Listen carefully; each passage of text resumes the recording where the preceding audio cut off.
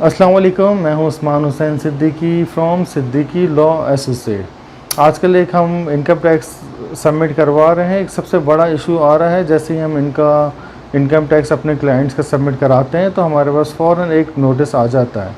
उस नोटिस का नाम होता है एडवांस टैक्स का। क्या आपको पता है ये एडवांस टैक्स का नोटिस क्यों आता है और ये साल में 3 दफ़ा आता है?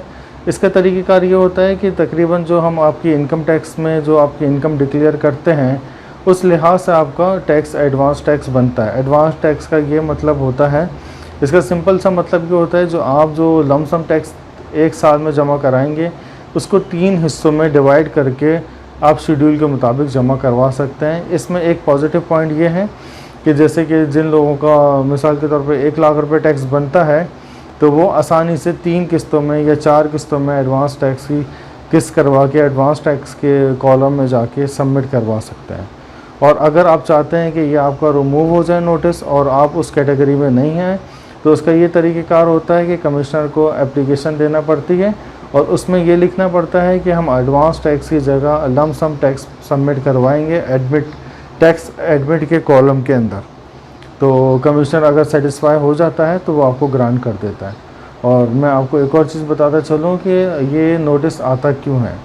इस नोटिस की बुनियादी वजह यह है कि जो हमारी इनकम डिक्लेयर होती है उस हिसाब से अगर हमारा 30,000 से ज़्यादा का टैक्स हमारा इनकम टैक्स में आता होगा, मिसाल के तौर पे हमारा एडमिट टैक्स हमारा 30,000 से ज़्यादा का बन रहा है तो हमें एडवांस अगर आप सबमिट करा देते हैं, मिसाल के तौर पे अगर आपने 2022 का या 2023 का रिटर्न आपने सबमिट करा दिया है और आपका टैक्स जो बन रहा है वो 26,000 30,000 रुपये मिनिमम बन रहा है, तो आप जैसे ही सबमिट कराएंगे आपके पास एक एडवांस टैक्स का नोटिस अगले दिन ही आ जाएगा।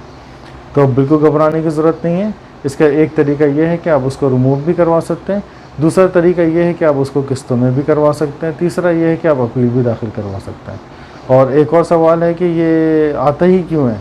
ये आता इसलिए है कि जो अगर आपकी नॉर्मल इनकम टैक्स से ज़्यादा इनकम होगी और आप बिज़नेसमैन होंगे, एसोसिएशन ऑफ पर्सन में होंगे या फॉर्म रजिस्ट्रेशन में अप्लाई किया हुआ होगा, एसएससीपी में होगा या किसी भी इदारे में होगा एक्सेप्ट सैलरी इंडिविजुअल के। अगर आप सैलरी पर्सन है तो आपको नहीं आएगा।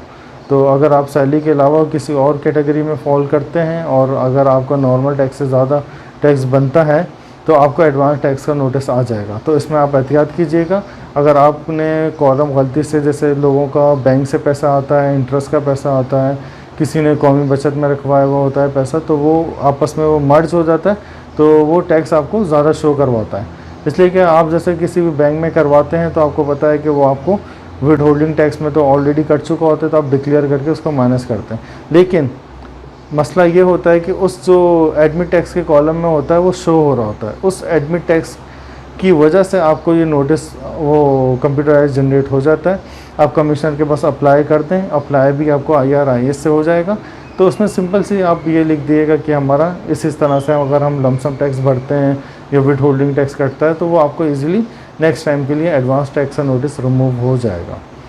इसके लिए अगर आपको कोई क्वेश्चंस हो तो आप फील फ्री मेरी इस चैनल के ऊपर या मेरे कॉन्टैक्ट नंबर के ऊपर आप व्हाट्सअप भी कर सकते हैं इंशाल्लाह। और मैं इसकी पूरी कोटेशन आपको अपनी वीडियो में भी दूंगा, इसका कानून का भी आपको अपनी वीडियो के साथ मैं इंशाल्लाह चला दूंगा।